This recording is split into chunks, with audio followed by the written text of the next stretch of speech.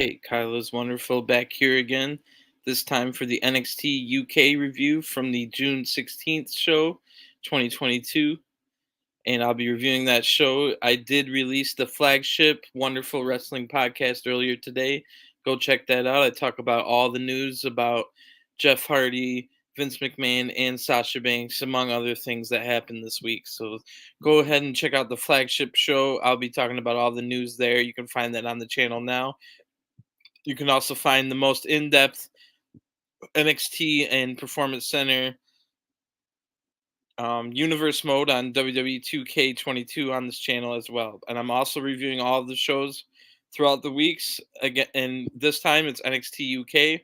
And I just finished watching it right now. Wow, emotional. We knew it was going to be an emotional show coming into it. It looked like we were going to get we were going to hear from Trent Seven in him and Tyler Bate at Mustache Mountain had just lost the tag team titles 2 weeks ago, and this has been a story that's been boiling for weeks now. So we knew it was going to be an emotional one. It was. I'll get to that at the end. That was the main event segment. So the main event segment for tonight is Trent Seven addressing the crowd for his future. So we'll get to that when we get there. We start out NXT UK this week with from the Himalayas, Tiger Turan. He's a maxed wrestler.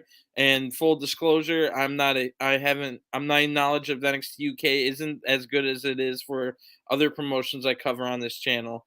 This is only the third week in a row I've watched it, and before that, it was only matches I hear that are good here and there, but never really getting fully into the product. So with this guy like Tiger Turan, I don't know too much about him, so I go off of what the announcers tell me, and so I can give you a good idea of what it's like to watch the NXT UK product just going into it. But the reason I did want to get into it is I've always heard good things, and I've seen good things like the Walter and Ilya Dragunov matches, and I heard that Miko Sadamoto is doing great things in the women's division. So I knew there was good stuff, but what really got me in is I'm an NXT 2.0 nerd, and I like to follow everything about the wrestlers in NXT 2.0. And now the NXT 2.0 wrestlers are all coming over and having matches on NXT UK on a regular basis. You never know who's going to show up next. So that's what drew me over to the product to watch it on a weekly basis. I'm glad I did. I wish I would have done it sooner. Maybe in the future I can go back and review some of the shows starting from the original episode. I did watch the entire original UK tournament, the Crown of Champion, the one that had like Pete Dunne and Tyler Bate in the finals, I believe. So, and I followed some of their careers. A lot of them have come over to NXT and stuff like that. In the meantime, Mustache Mountain, for example, was over at NXT regular, but now is back over at NXT UK. So, um, again, Tiger Turan is the first one out. He's from the Himalayas. I didn't realize until they said something later on. They compared him to Guru Raj, who's a high flyer over on NXT 2.0. I didn't quite realize that from the Himalayas meant Tiger Turan is an Indian wrestler. And I should have figured that out because the original player from the Himalayas is Sanjay Dutt, pretty much the most famous Indian wrestler in Impact/TNA history. So, and we can still see Sanjay Dutt as part of the Jay Lethal and Satnam Singh crew over on AEW/ROH segments. So, another Indian wrestler here, Tiger Turan. It seems like from what the announcers were saying, he's fairly new to the promotion, and he's going to fight what the announcers say, Josh Morrell. He gets no Josh Morrell, I should say, gets no entrance. He's already in the ring. The announcers say he's powerful and agile. So I don't know anything about Josh Morrell. He doesn't get an entrance here. And then this is where the announcers say Tiger Turan impressed everybody in his first outing. So I don't know if that means this is only Tiger Turan's second match on NXT UK, or if that was just recently and they were bringing it up. So he must be a little bit of newish. I did see Tiger Turan last week on the episode, and it must have been what the announcers were talking about here. Kenny Williams is mad at Turan for a distraction during a loss. So I think that was what I saw last week.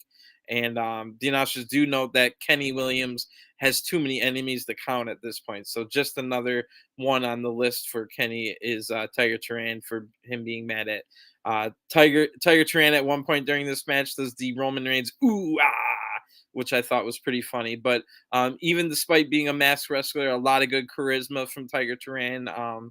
Even without all the facial expressions and stuff, really good charisma, you can tell.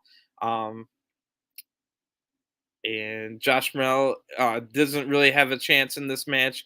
He can't stand at a point, and the referee just rings the bell. It looks like he might have been injured. I don't know if this was. It didn't really seem like that was supposed to be the ending to this match, but Tiger Turan does get the win off of ref stoppage, and it looks like maybe Josh Morrell might have been a little bit injured in this match. It looks like it was a premature ending, a definitely a weird ending, but I'd like to see more from Tiger Turan in the future.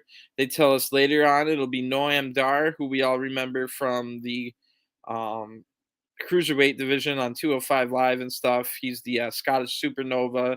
He had a little bit of relationship with Alicia Fox at one point, if you remember, on Raw, and he's going to team with his bookie. I've seen this guy, Shaw Samuels. They had a segment a couple of weeks ago where basically Shaw Samuels seems like a bookie, like a guy that takes sports betting. If you don't know what a bookie is, and Noam Dar is his partner. So they're teaming up, or they're fighting up against Wolfgang, who's from Scotland, and we knew him. I've seen him in the original NXT UK Championship tournament, and Wolfgang's teaming with Damon Kemp, who we saw in a really funny segment last week, where Wolfgang took Damon Kemp, who is the younger brother or the older brother of Gable Steveson, and Damon Kemp is also part of Roderick Strong. Recently brought him into the Diamond Mine on NXT 2.0. So here's another one of the NXT 2.0 guys that's over there. Like I said last week, Damon Kemp was in a really funny segment with Wolfgang, where Wolfgang got him drunk during the day, and there was a whole funny segment off of it. And that match will be later. So we also get a video package about Bate Presley, or B Presley, and she will return next week. The ex girlfriend of Will Ospreay, and Bate Presley made her name in Stardom, among other places. Very comparable to uh, Jamie Hayter for all you AEW fans out there. And I'm excited to see her back in action in NXT UK, and I'm excited to see her.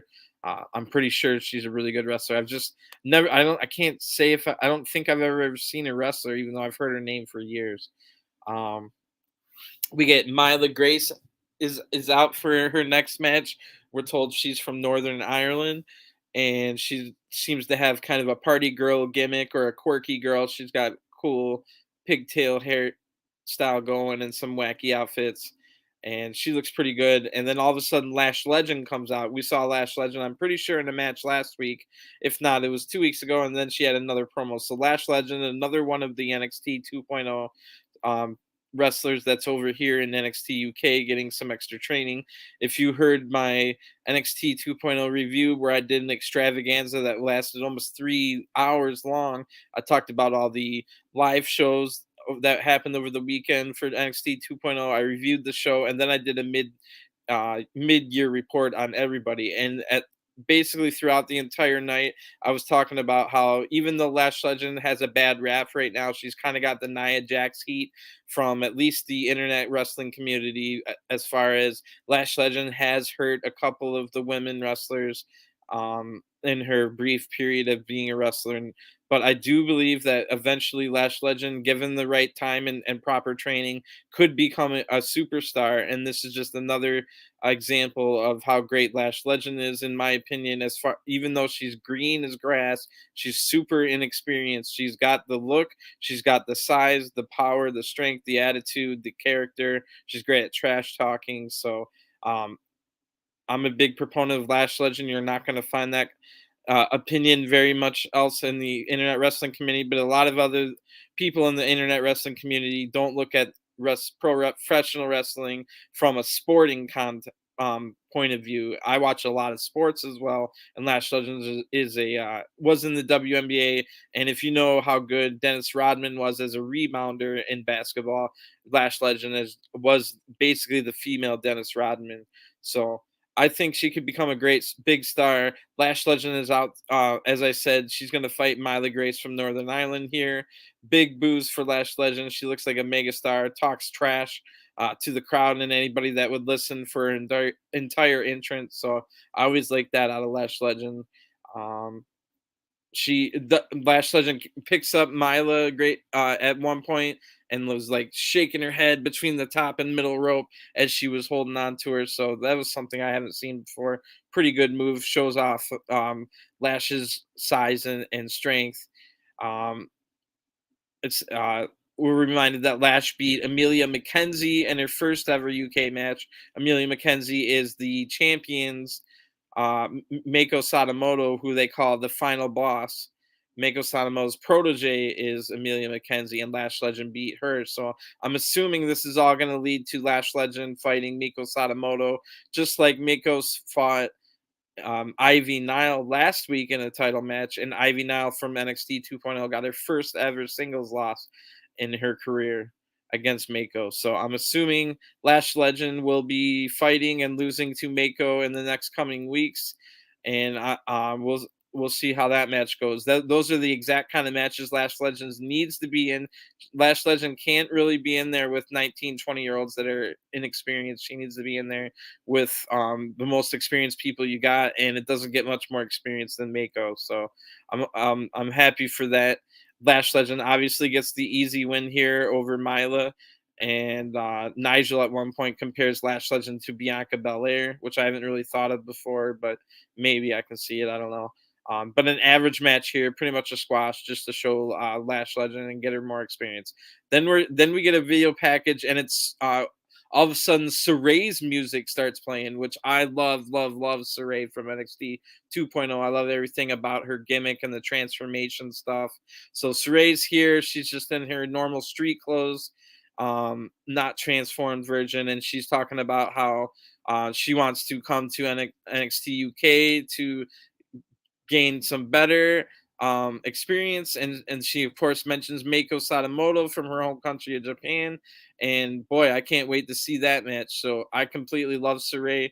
That's the little Go ahead and go find this video on YouTube if you can, Saray, with a little all in subtitles Japanese promo here, but definitely good stuff. We go to an ad break. Right after that, we come right back from the ad break, and it's Briggs Gents.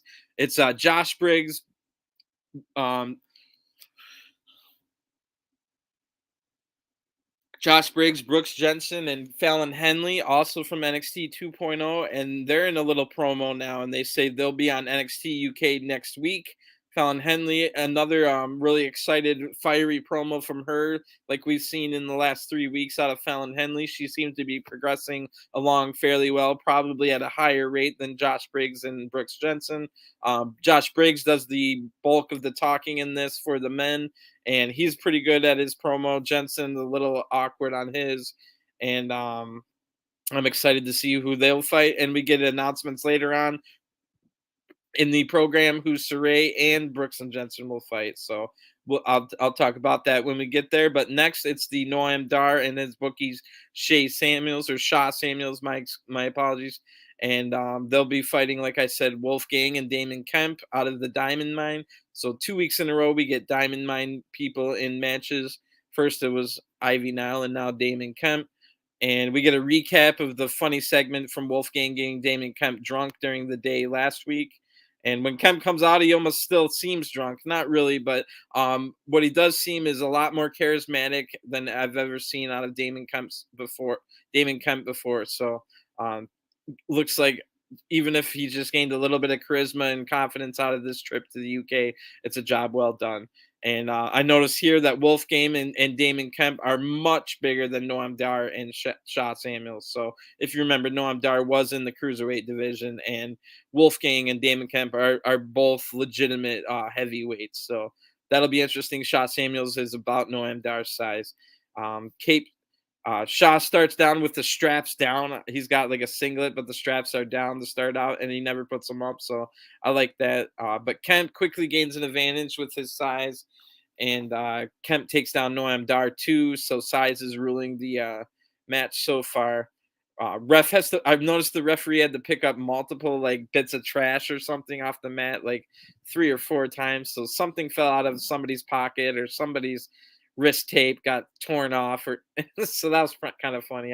usually you might see a ref pick up something here and there, but never like one, two, three, four times in a row. Wolfgang's now in, and he maintains the control, so still the size is the advantage.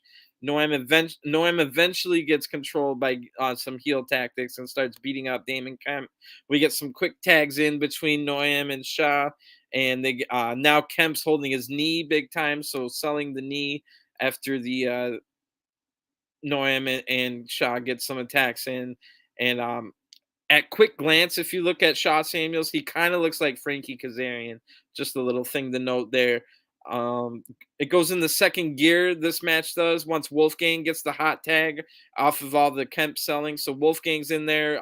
Crowd's really into it. Wolfgang's looking to end it, and Kemp saves Wolf from getting attacked from behind at this point, and Kemp and Wolfgang do the Gulas pose or the Gallus pose. Excuse me on the pronunciation, and then we get almost a finish to the match, but Noam Dar saves it out of nowhere. So really close call to the match, almost won by the bigger guys. Shaw Samuels almost wins now with a roll up, and then there's a double team move to Wolfgang, but there's a kick out. We get another hat tag, this time to Damon Kemp. Kemp shows off some good power, but a thumb to the eye stops him in his tracks. Wolfgang then uses Shaw Samuels. I think it was Shaw's, but it might have been Noam Dar's. But I think it's Shaw Samuels' own scarf, like as if you would wear it to the football match, and trips him with it. The announcers say this is something that Shaw Samuels usually does to other people. So Wolfgang giving him a taste of his own medicine, and Kemp gets big power slam to Shaw Samuels and picks up the win for Shaw Samuels and Wolfgang in a pretty good match here, despite the obvious size difference. So Shaw tries to thinks about it and then jumps in after the match and gets laid out by both Wolfgang and Damon Kemp. So I don't know what he was thinking there. So they tell us next when we come back from break, it's going to be Trent Seven addressing the crowd for his recent actions and what the future holds and all that. So I'll explain that story when we get there. But first, they tell us next week it's going to be Saray versus Nina Samuels, and that'll be exciting. I love Saray. And then also the new tag team champions, Smith and Carter, are going to be the ones that Briggs and Jensen fight. So Smith and Carter versus Briggs and Jensen, Saray versus Nina Samuels are going to be next week for all you NXT 2.0 fans. Don't miss that one. And once you're here, I definitely tell you that you're going to love the NXT UK product and add it to your weekly viewing. You can watch the entire NXT UK show in about 40 minutes. So nothing too much out of your week to follow this branch of the company. And of course, now we got Trent Seven. He's coming out. He's one half of Mustache Mountain. Trent Seven was in the original NXT UK tag the original UK Championship tournament right before UK was NXT UK was even born, and Trent Seven was in there alongside his Mustache Mountain partner, um, Tyler Bate, as well as other people like Pete Dunne and Wolfgang, like I mentioned earlier. So these guys go way back. They were partners before NXT UK tournament even. So Trent Seven is older. He's 40 years old. Where Tyler Bate's only 25, despite them already being, or Tyler Bate might be like 27 or something, but they've been tag teaming for 5, 6, 7 years now, and big age difference. So the story that I can, from what I can piece together and tell, and what I've heard before I even started following NXT UK, was that Trent Seven has been saying that him and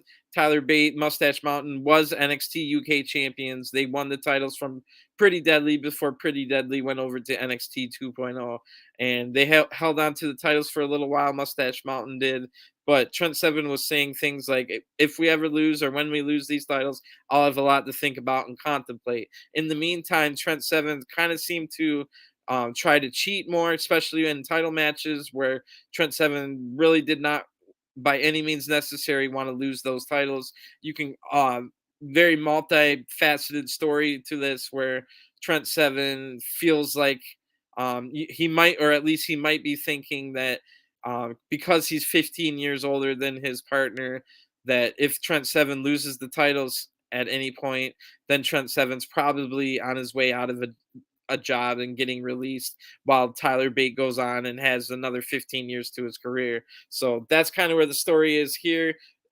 Trent Seven had been cheating to win, and it all came to a head 2 weeks ago when Mustache Mountain did lose the tag team titles to Smith and Carter in a triple threat tag team match where if you had used a weapon or anything, it wouldn't have been a disqualification. But Trent Seven wanted to use the titles to win the match. The Tyler Bate caught him and told him not to, and forced him to not cheat.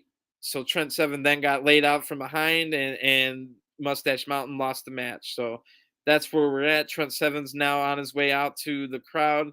The crowd's giving him a good reaction. They say "I love you," so Trent says "I love you too" back to the crowd, and he gets on the microphone. Trent Seven does. So Trent Seven is the older one, the one that has been cheating, and he's out here. He says, "I'm asking you all to bear with me as I explain everything." So Trent believes that he was honest with himself and everyone when he said that he didn't know what he would do when he lost the titles. And so now that we're here, he has made his decision, but he wants Tyler Bate to come out before he says his decision. So Tyler Bate, his partner in Mustache Mountain, comes out to no music. He gets in the ring with Trent. Tyler Bate looks on the verge of tears because you can kind of tell it looks like, well, if you were looking at it kayfabe wise, it looks like Trent's going to retire. But we all really knew what Trent was going to do, and that's sure enough what ends up happening eventually. So we'll get into it here. It was done very well. It was very emotional. And like I said, Tyler Bate comes out on the verge of tears. He gets in the ring to come hear what Trent Seven's decision is. So Trent says that he feels privileged to do what they did, not only him and Tyler, but that other one, he says, and that other one is Pete Dunne. And I'm guessing the reason that he said the other one instead of saying either, well, A, he probably is not allowed to say Pete Dunne anymore, and B, he didn't want to say Butch. So instead of just saying Butch, he would just say the other one. But the three of them were British strong style, and they were a long running team forever, even before NXT UK. So Pete Dunne does get a mention here. But like I was saying, Trent Seven's in the ring with Tyler Bate of both of Mustache Mountain. Trent saying he felt privileged to do what him and Tyler and Pete Dunne did.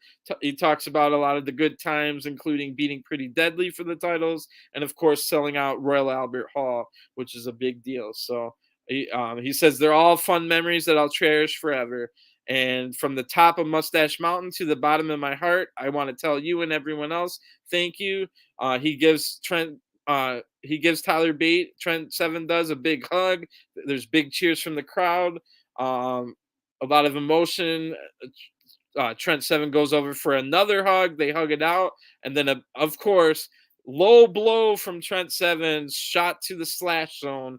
Little yam bag Yahtzee on Tyler Bate, who goes down to his knees. The crowd's booing. A big smile goes over Trent Seven's face. "You sold out" chants from the crowd. Trent Seven gets on the microphone and in a much sinister voice and a completely different voice than he has ever really used on TV. He says, "I never needed you." And he slaps Tyler Bate in the face, hits him with the burning hammer. Big boos. He puts the Mustache Mountain towel over Tyler Bate, stands on top of him, and Trent Seven smiles and walks out to the back as the chorus of boos and "You suck" chants come as the show ends. So, wow, an emotional moment. The end of Mustache Mountain has happened, and Trent Seven is a heel, leaving Tyler Bate in a unconscious almost underneath the Mustache Mountain towel. You can't get much more emotion than that. This has been building for a while. Great time to jump into NXT UK if you want to use this episode as your jumping in point. Great stuff out of the NXT UK show this week. So a lot of like I said, NXT 2.0 characters coming in and out. We've got even more coming up in the horizon. 4 more, in fact.